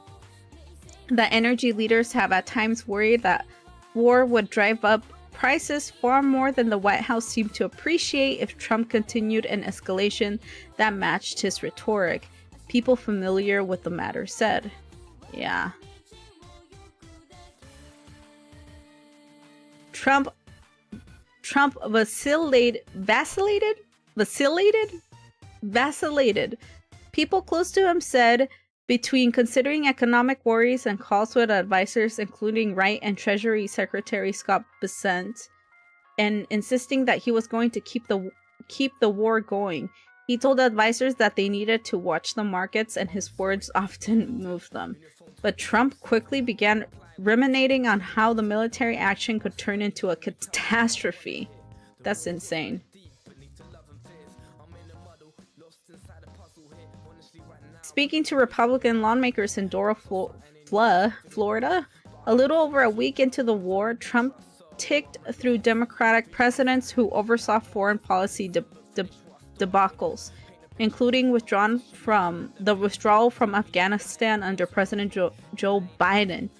He then dwelled on Carter's failed attempt to rescue U.S. hostages held by the same Iranian regime he was bombing. European countries and the NATO alliance have refused to join Trump's Iran campaign and declined to help force open the strait, drawing Trump to frequent ire. He grew angry with British Prime Minister Keir Starmer for being too slow to allow US forces to use UK bases, and derisively mocked the French president as Emmanuel.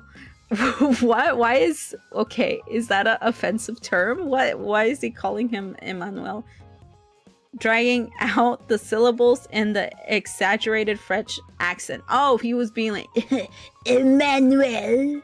I don't know. How do you say Emmanuel in French? Well, I guess he was mocking him though. In White House meetings after two sparred over the war and Emmanuel Macron's wife. When NATO Secretary General Mark Rutte came to Washington earlier this month for a pre-scheduled meeting, Trump told officials afterward it was largely a waste of time because Rutte couldn't force his members to help. That's insane. Everyone's going against him. That's insane. This is so detailed. Oh my god, he's talking about they go into the ballroom. That's insane. Oh shit. I didn't think he was actually going into the the ballroom was something very important to him.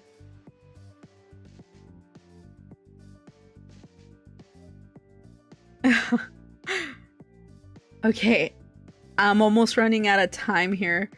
But we can see how crazy Trump is being here. Yeah. He is panicking. If you guys want to read the rest of this article, it's $2 a month to read articles from the Wall Street Journal right now. And it's called Behind Trump's public bravado on the war, he grapples with his own fears. That's insane, though. They just kept it going and going and going. Let me see. He should have made it a hashtag, says Nola. The Trump supporter's mad because he says fuck. In Easter is funny sad. Yeah. Late as fuck, but the pronunciation on the first name is like Mulshitaba. Why not Allah bless the great people or Iran anymore?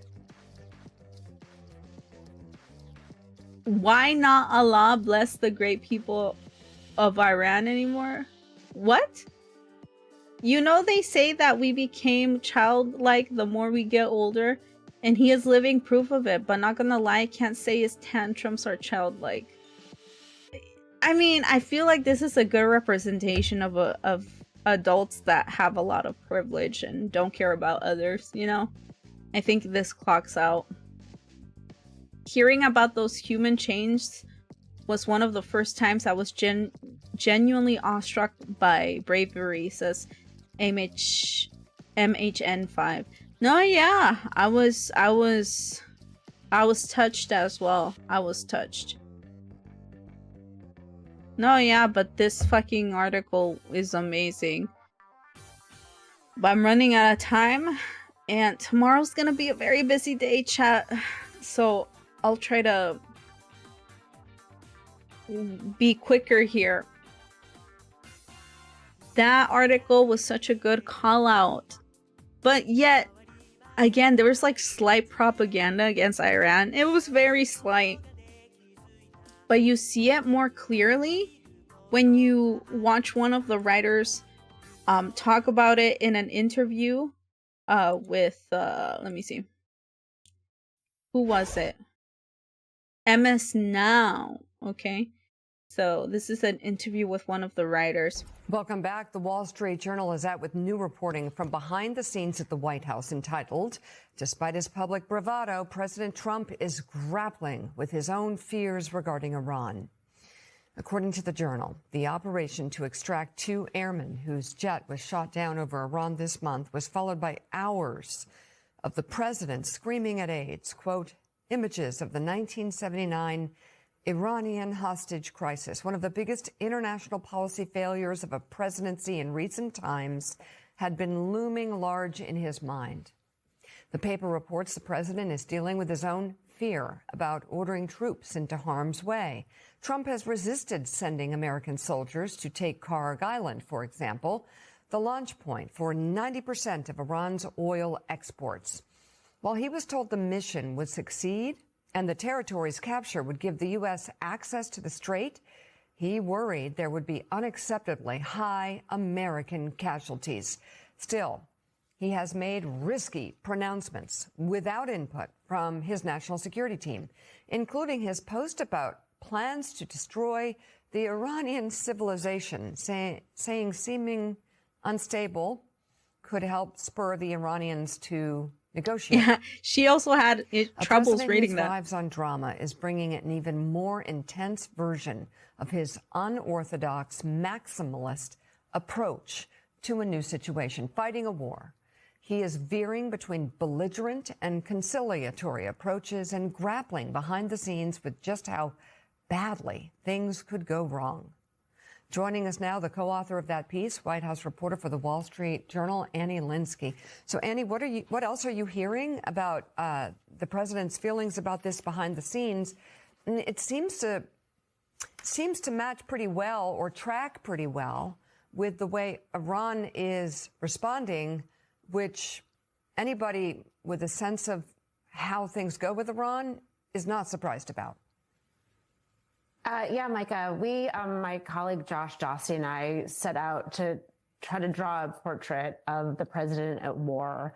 Donald Trump has had 2 presidencies, but he has never overseen a sustained military campaign like this. And while we, as Americans, have seen his very unique governing style in other aspects of his presidency, legislating executive orders and the like, we've never witnessed this type of sort of impulsive and his sort of desire to appear chaotic during wartime. So that was what we were trying to show and the reporting target that we had for this piece. So yeah, apparently like that was like a strat. Like that genuinely is a strat, is trying to seem like he's crazy, but he is crazy, but like trying to see that he's like even more crazy in order to scare people and get leverage against Iran, over Iran, which it just seems stupid, because like that would make sense if it was towards a country that can't defend themselves. But if he's saying shit like that while he's afraid to send troops in, and again, I don't want him to send troops in, thank God he's scared, then why is he like trying to bait them? Like, he's already killed their leader and children and stuff.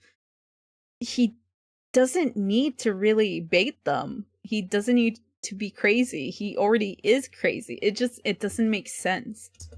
Annie, one of the things I thought was really fascinating about your piece was how there seem to be two parallel tracks happening that are not necessarily communicating with each other all the time in the White House. So you've got, during the operation to try and rescue the airmen, you've got the security people keeping Donald Trump away from the situation because they thought he might make it more complicated.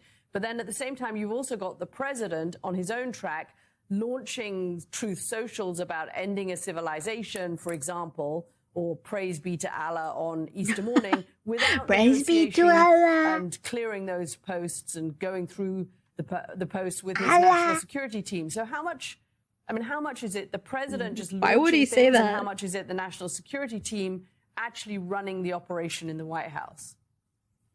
Yeah, those tweets, or I should say those Truth Social posts that took so many people off guard who woke up and read them about ending a civilization, saying, praise be to Allah on Easter Sunday of all days. Those were not tweets that he had even sort of chatted with his national security team about. They read them much the way we did after they were posted. The president did ask his staff about those tweets and said, how are they playing? What am I being criticized? And his staff said, yes, sir, you are. You're facing quite a bit of criticism for them. Some of his members of his national security team read them and saw, weren't as alarmed by them as many others were. They said, look, they felt that he was communicating the way the Iranians do. The Iranians have for years said, death to America. Okay, so right here, this is where the propaganda, like the anti-Iran propaganda starts. They try to justify why Trump said praise be to Allah. It was because Iranians hate America, that's why.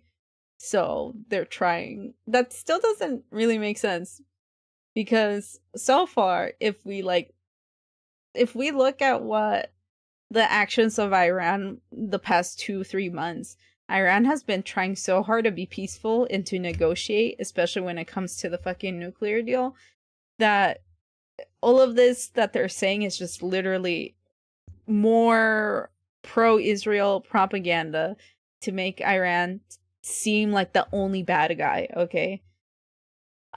So this is where they just throw in propaganda. Like, the cope is so hard with Trump that the Wall Street Journal, who is trying to, own Trump with his obvious fears, they end up kind of defending him and Americans' actions by regurgitating Israel propaganda. It's insane. I'm like, bro, how can you still say that? How can you still say that when you wrote an article showing how fucking stupid, shitty, and so much of a pussy fucking Trump is? Like, are you okay? And believe perhaps this would get through to them in a way that the more restrained language that we're used to from a president perhaps has not. But you're right, that wasn't something that was being workshopped within the White House. As to that there was a long call that was open when the two airmen were down behind enemy lines, and that is an instance where the staff were updating the president frequently, but they didn't want him to be on that line. They were concerned that he was so impatient as he was watching those developments that they didn't have him doing the minute-to-minute call. But to be fair, to be sure, he was being updated regularly in that weekend when those airmen were down. Jonathan, off of what Andy just said about the president doing this, to speak in a way that the Iranians understood. I have heard from Arab leaders in the region, several over the past year, that they actually, I'm just reporting, they actually like the fact, as one told me after these posts, that the mullahs now have to deal with someone who is, quote, crazier than they are.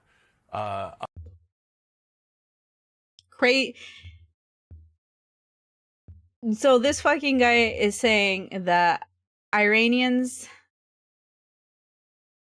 Arab leaders, actually that's what he said, Arab leaders are saying that they're happy that they have to deal with someone crazier than them, which is Trump. That is already propaganda, and I don't believe. You see? Cynthia goes, huh? Okay, said. Thank you for using that emo. I wish people would use that emo more. Very appropriate. Okay. This is anti-Iran propaganda, pro-Israel propaganda, chat. That doesn't make sense.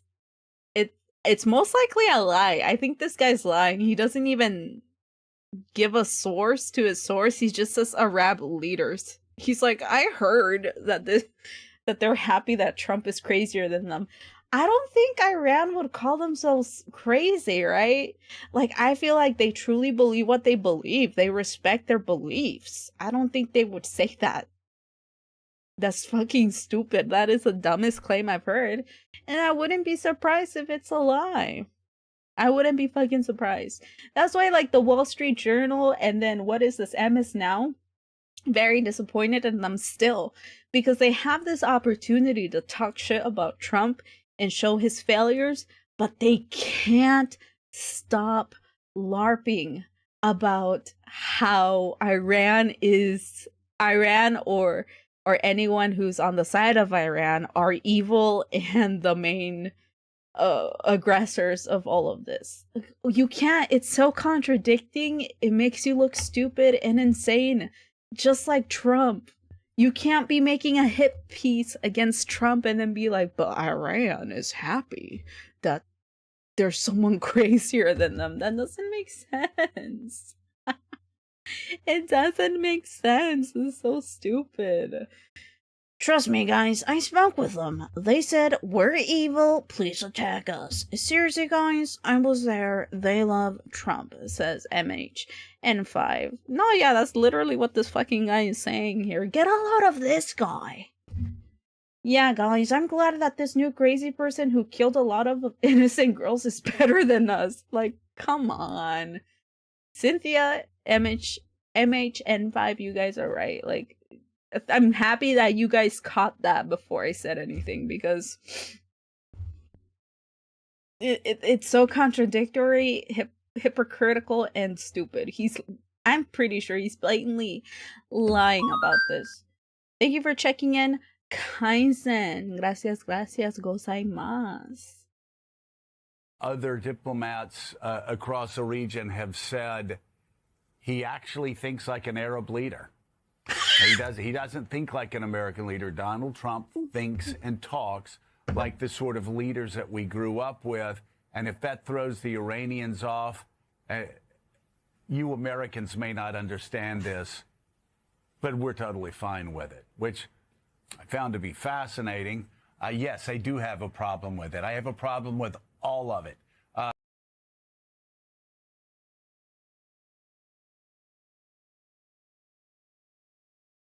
He is lying so hard. Who the fuck is saying that? Now he's saying it's not Iran saying that. He's just saying like some random countries. What? What? He's lying. This is propaganda. You can't write a hit piece against Trump and then throw anti-Iran propaganda. It doesn't make sense. You have to shit on Trump, but you can't do that if you fucking say obvious lies of these supposed Arab leaders saying that they're happy that there's someone crazier than them and that they are as evil as their leaders. Like, what propaganda is this? It was so insane. He's lying. This is a lie. How irresponsible. What the fuck? I feel like they don't use the brain before thinking. Alright, I forgot. I can't type that on Twitch. What did you write? This man trolling his ass off. I'm crying. Yeah, it's insane. He's fucking just making shit up. He's pretending he's reading something too. Like, he's just making shit up. Yes, we don't want that language here. Oh, what did you say, Nola? Or not Nola. What did he say, Nola? My bad. I can't look at my thing right now. I'll check it out later. It's like they put a gunpoint and being made to make up shit so they can justify what they are doing. No. They're lying. Again, like in the beginning of the stream, I showed you guys how both sides of the political spectrum here in the US when it comes to our leaders have been throwing pro-Israeli talking points for many years, for over 40 years now. And so have been the news sources that we have. And no matter what, they just have to keep doing it. It's just like, that's why people have so much distrust for like democratic leaders. That's why Kamala lost, because they keep trying to like fight against Trump yet say the most racist shit out there and obvious lies and propaganda talking points. It's fucking insane. You can't be doing that shit. Like, people will smell the bullshit easily and mistrust you.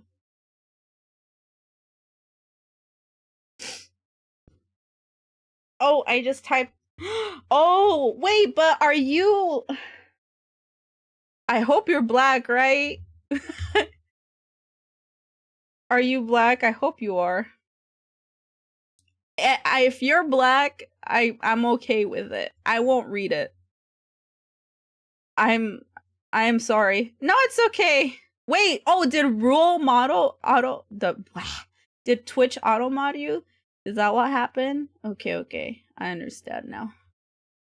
If you're black, I feel like you guys can say it. But it would be nice if you didn't type it in there. So what if I do accidentally say it? I'll be done so, right? But yeah, I won't get mad.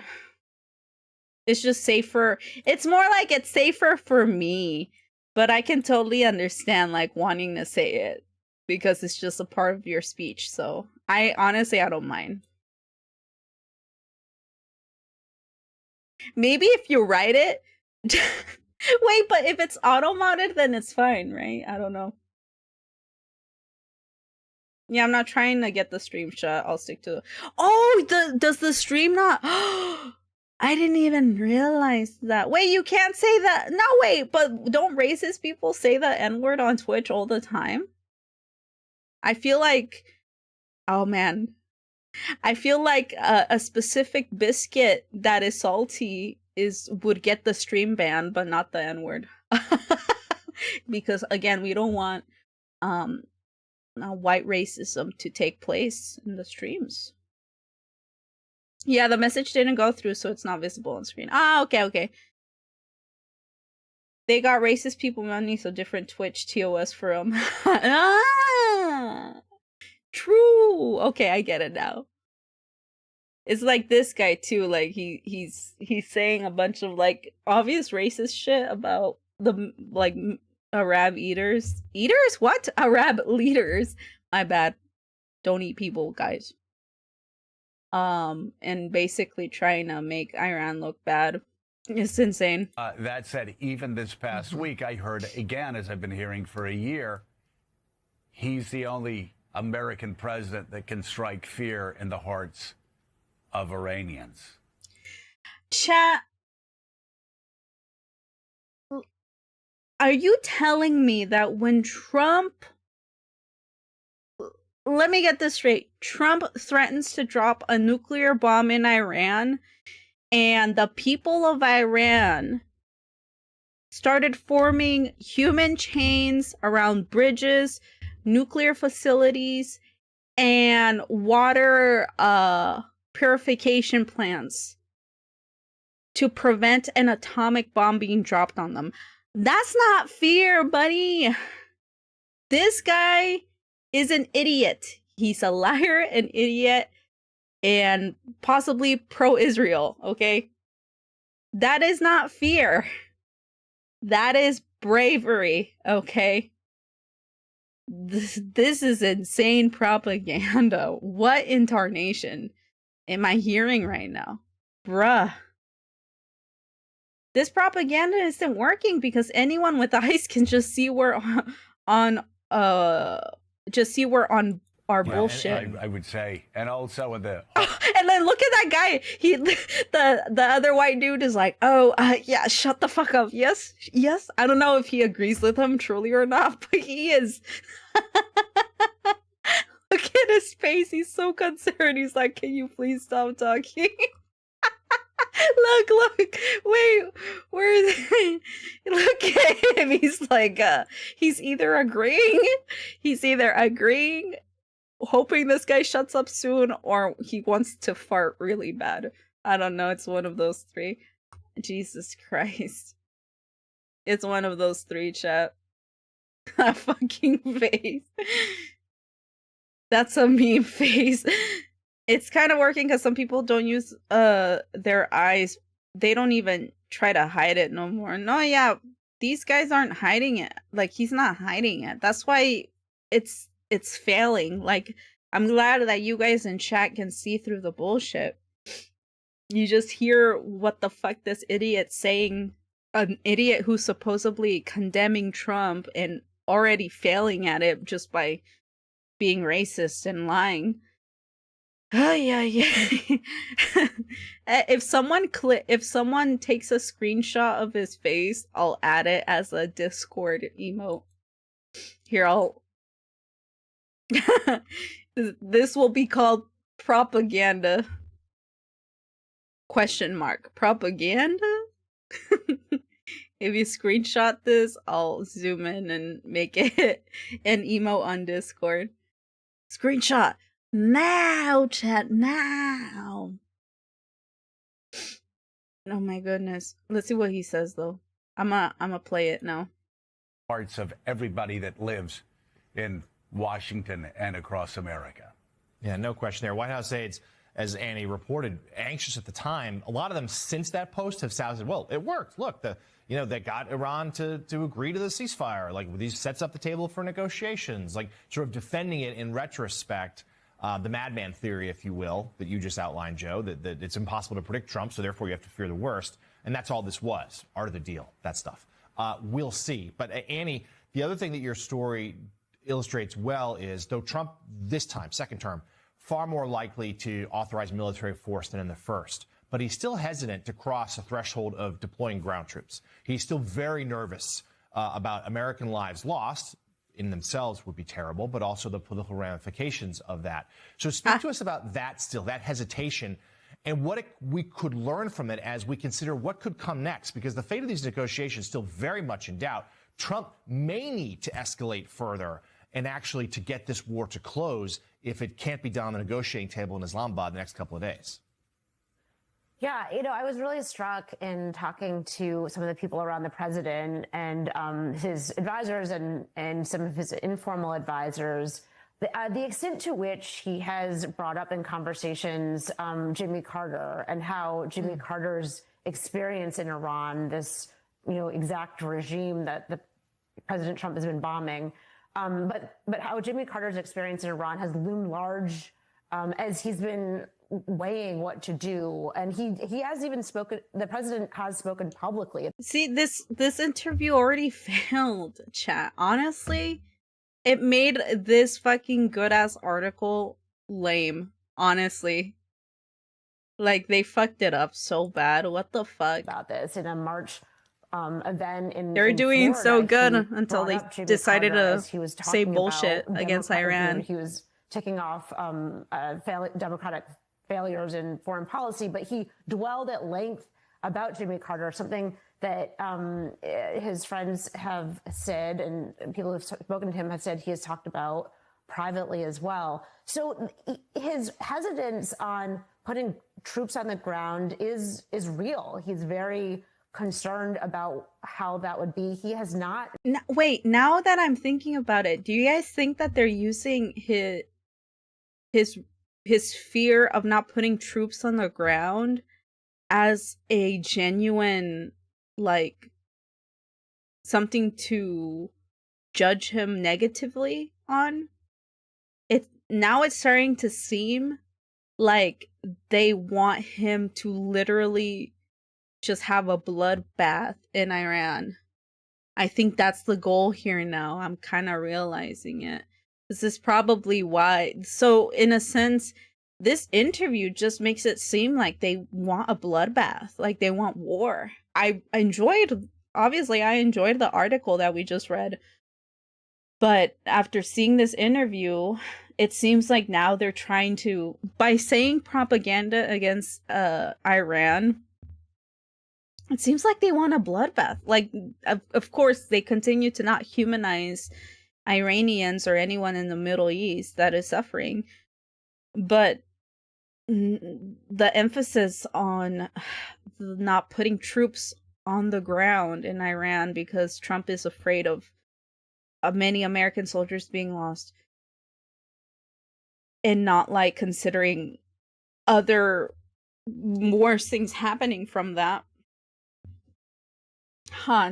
This is like intense level of propaganda that, Jesus Christ, I don't know. Do I seem crazy or what? Or what, chat? Need a future emote of that face. I can't, bro. Someone do it. If someone made a screenshot, send it to me and I edit it. Oh, okay. I think so. They may dislike Trump, but they agree with his actions against Iran. Yeah, that's what it seems like, huh, chat? That's fucking scary. The whole point is to end the fucking war, bruh. That's and bloodshed, but it seems like these fucking liberals want more bloodshed. And like, I'm telling you, chat, that's just American culture. If you don't like someone, you bomb them. If they're from like a different country. They're likely very grateful it was someone like Trump who started this war. Have their cake and eat it too. Fucking hell. Been in a position before of sending troops in harm's way in this way. That is not to say he won't do it. And his advisors have been very clear with us that remains on the table. It's not something that they're going to take off. But he has said, troops going to Kyrgyz Island, would they be sitting ducks? Would they all be killed? And that is a very real fear that he has articulated.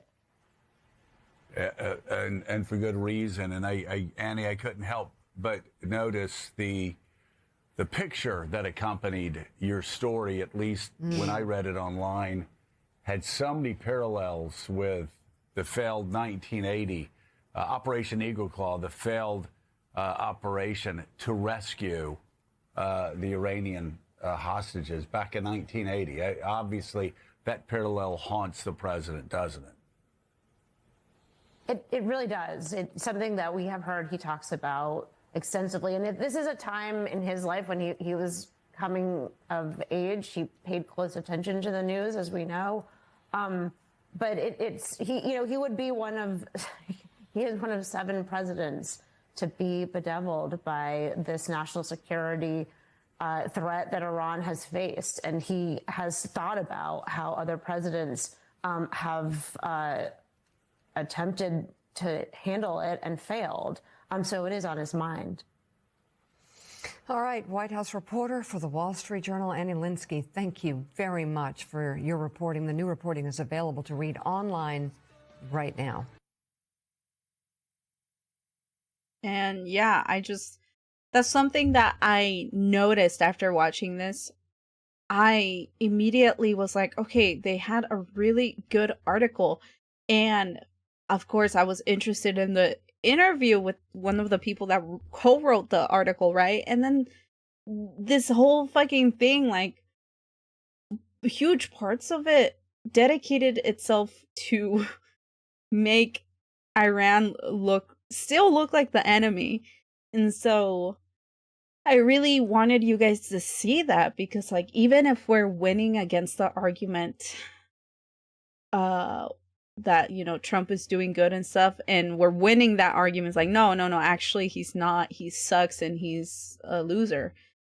Despite winning that argument, it seems like no one is genuinely trying to stop the war on Iran, genuinely trying to stop the bloodshed, and genuinely trying to help everyone else that is affected by the closing of the Strait of Hormuz. So, which is why, like, you guys have to watch the news, but not at face value, chat. Look how they just threw that propaganda casually in there. Like, you have to, for the average person that doesn't pay attention to shit and just has the TV on and just hears whatever.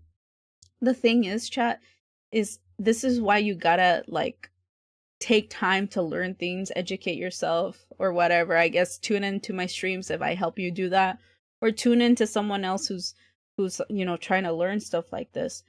But Jesus Christ, I bet you if you guys weren't like paying attention to this, you guys wouldn't have noticed that. You wouldn't have caught on to like that fucking guy just lying about a Arab leader saying that they're happy that Trump is more evil than they are. Like, who says that? No one would say that if they're being under attack. Like, hello? Hey, thanks for being more evil than me, Dad. Hello? What? Yeah. So right now, let's just hope, guys, that you know, keep boycotting, keep protesting, keep speaking out, keep educating yourself and others, and yeah, spreading awareness as well. We gotta stop this, man, because it's just going, it feels like a shit show. The Strait of Hormuz has been opened, closed, opened, closed, open, closed, open, closed. I don't know at this point what are we aiming for? What's the goal?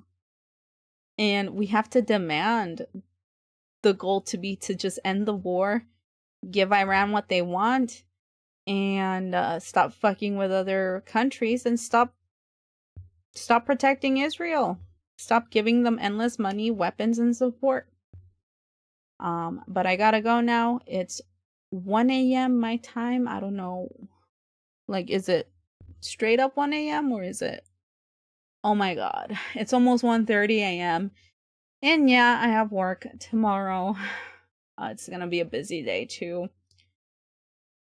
But that was a TamaTalks Thursdays. Thank you for coming by, watching, chatting, hearing me out. It really helps me put my thoughts together when I have like interactive chatters as well. So thank you very much. Please like, subscribe, share on YouTube, Twitch, or anywhere else that I post my content. It really helps, and I just really want to be able to put myself out there in the public more. A lot of most of the platforms, especially YouTube, will censor me, will limit my viewership because I speak politically, especially against Trump and Israel.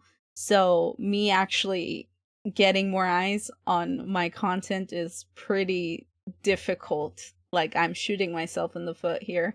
So if you guys like, and also comment, if you guys comment on my stuff, that will boost the chances of the algorithm liking me and sharing my stuff.